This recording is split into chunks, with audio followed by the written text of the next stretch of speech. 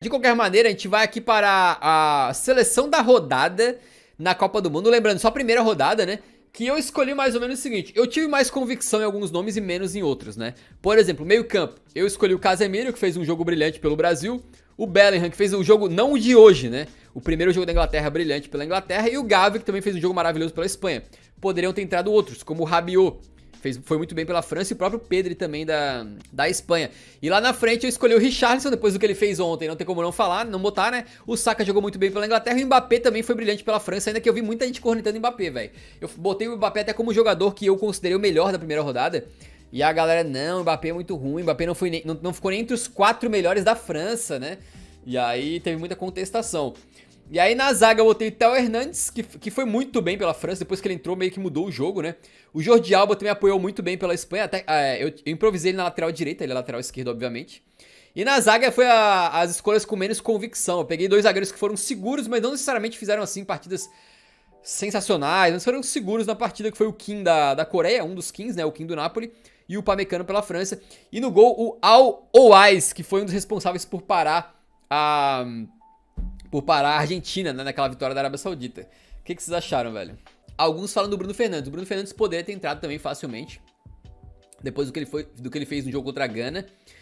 Estão falando do Ener Valencia. O Ener Valencia também tinha feito um bom jogo, mas ele tinha feito um bom jogo contra o Qatar, e acho que pesa menos, né, cara? Acho que pesa muito menos. Então a competição era grande, tinha muitos jogadores que tinham feito 2 gols na primeira rodada. Então acredito que assim, não é um absurdo ter deixado ele de fora. Muitos falam do Thiago Silva também. O Thiago Silva fez um jogo sólido, mas ele não sofreu muito. O Brasil não foi muito atacado, né? Então é um jogador que ele não participou tanto assim do jogo, apesar de ter sido seguro, né?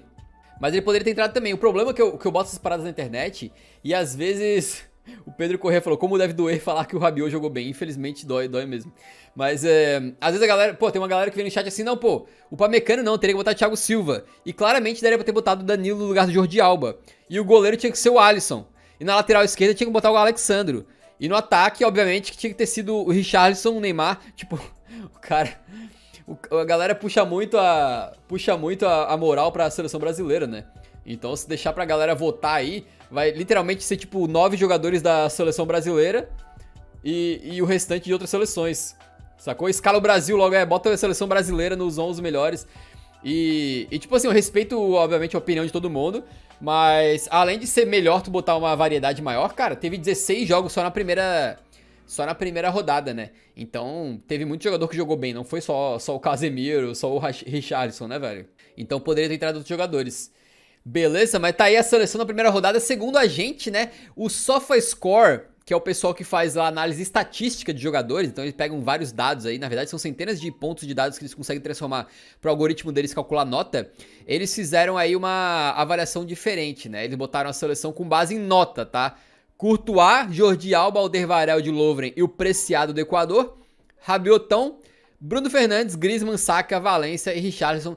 Eles deram aquele migué já, né? Porque sempre que rolam essas seleções, melhores times do torneio, esse tipo de coisa, nunca ninguém marca. Então eles já deram migué, botando 2 atacantes e 3 meias aqui. Na verdade o Saka também pode ser considerado um ponta, que também é meio que atacante, né? Mas enfim, como se fosse 3 meias, 2 atacantes, só um cara marcando, entre aspas, que é o Rabiot. O Griezmann teve a maior nota de toda a primeira rodada da Copa do Mundo, tá? Isso aí foi impressionante aí, que o jogo dele. O goleiro do Japão poderia ter entrado. Eu tava na dúvida entre o goleiro do Japão, na minha escalação aqui, e o Al Owais. Eu poderia ter colocado o Gonda também facilmente. Facilmente também, poderia ter entrado.